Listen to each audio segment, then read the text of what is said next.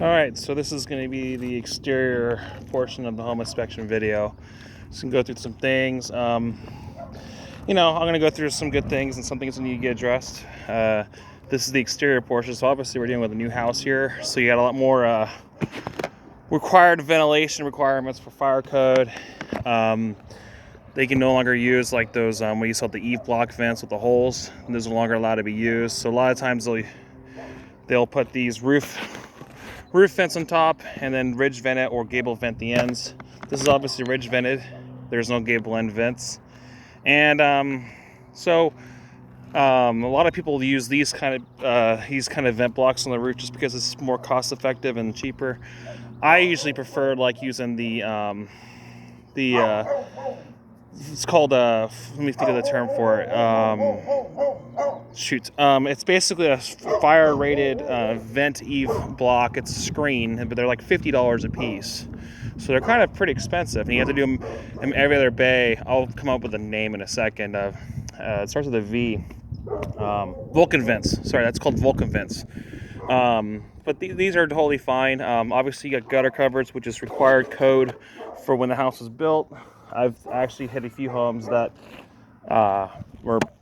didn't have gutter covers, which the code changed in 2009, which requires that gutter covers. Which, honestly, I mean, geez, you're not gonna get a single leaf in this house, but it's something. It's obviously nice to have. I would say I would get rid of they need new storm collars. Obviously, the tinfoil is not going to work for the plumbing vents. That just needs to get changed out.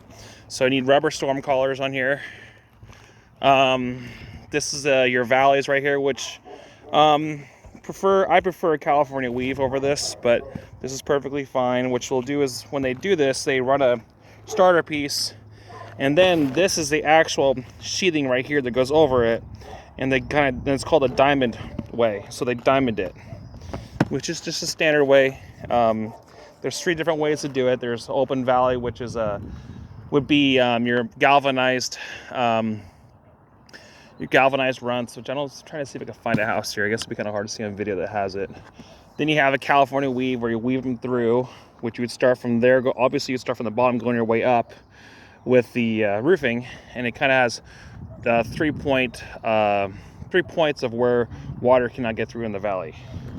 But at least this is done correctly, this way of doing the valley for that kind of design. Like I said, you're ridge vented. This video is only going to do the exterior portion of the house. So I'm going to check over here.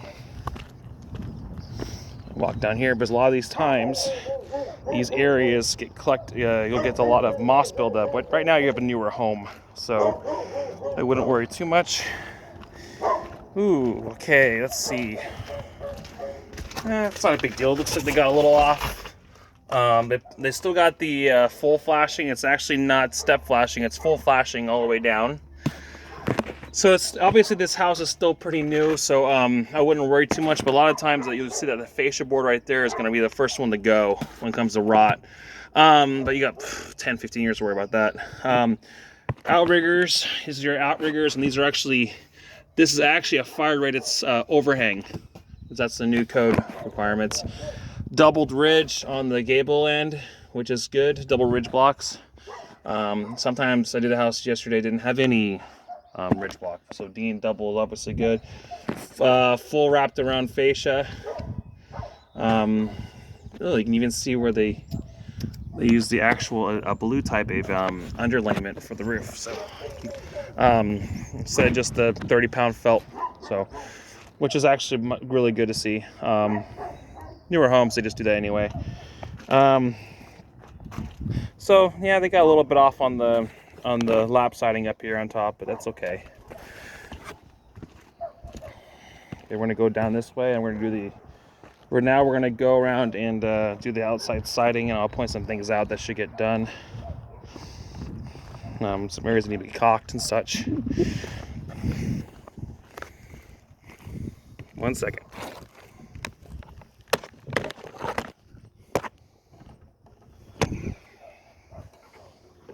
All right. So looks like they forgot to miss some painting right there. where they caulk those holes in the nails. So, a couple of things. I do like the fact that they do a full wrapped around fascia, obviously, which is better than no wrapped around fascia, but this is Douglas fir, and you can just, some of these things I just see, I'm kind of like, ugh, you know, but all that on their front, you just see all those knots. It's just kind of gets rid of that whole clean look, you know. I'll close my door. And this is the kind of stuff that I'll catch, but no one else is going to catch, really. All of this bottom skirt boards, they all need to be caulked. Obviously, under here, you don't need to worry about it, just because you have overhang. You do have overhang, but you have a porch cover here. But a lot of it is that, especially with hoses and stuff, and even with water sprinklers, especially too. This is gonna actually mushroom up, and then water gets behind there. This type of material is not really what you want to use for a board and bat. The T111 is fine, obviously, but usually what they did was they grabbed a T111 sheet and ripped it to make the bats. So, I mean, something like this, you know, this stuff will mushroom up eventually, but especially down there, I would recommend having it all caulked really good. In reality, they probably should have put a Z-bar above that skirt board, all the way down, because that's just going to collect water. It's going to get water, especially from the sprinklers. That's going to be the first thing that's going to go in the house, is that bottom skirt board's going to flush up. It's going to mushroom up. And just some areas that should have been caulked better. You know, it's just this fascia board right here. You can see that little crown right there. You know, when I put fascia, I always do, you know, full 2x6 prime pine around the whole house. Most people don't even do full wrapped around. So you should be happy at least you got full wrapped around fascia, because now at least all your truss tails are all tied together, and your gutters aren't going to be looking all. Your gutters are obviously going to be attached much better to wrapped around fascia than without them. So that's just a good thing to see. Obviously, like you said, you can see that. I'll show you some things out. Like, you know, we talked about before how, you know, about the eave vents where you see those little holes in the circles. Well, they don't allow that anymore, so you have to use Vulcan vents, or you close it up and actually have more ventilation on top, which is your ridge vent and your roof vents. Okay, what's gonna go around here? Like, you know, I mean, there's certain areas where maybe the guns were not set correctly. Sometimes it's kind of hard with those Hitachi coil guns, which I'm sure it's probably what they use, because everyone uses those. Looks like we got a shiner out there. A couple shiners right here. It's actually too late now. You can't pull up the nail because the roof is on. Like I said, I believe all this should get caulked underneath the skirt board.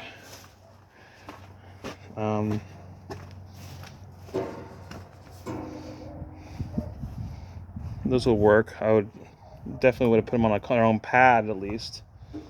I ran the unit works fine.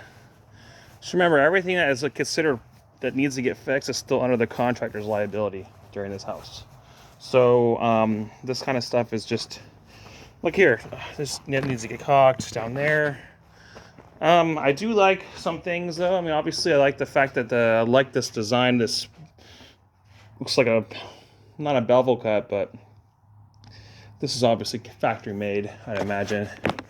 I don't think he would do that. He did it himself. No, but some little design like that looks pretty cool. The good thing is at least you're on a concrete slab too, so there really is no need. I just soaked my shoe. Oh my God.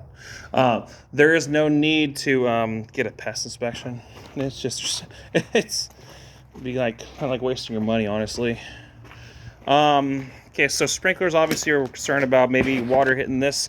Oh yeah, there's some fencing that needs to get repaired. I'm guessing from my dog next door. This is pressure treated wood and redwood on top, so I wouldn't worry about this rotting. This right here, this hookup is most likely was for a what do you call a holding tank for fire sprinklers, which code is they're supposed to have it there, but you don't have to have the tank because you're hooked to city. So they just have to require to have this setup right here to meet new building code requirements.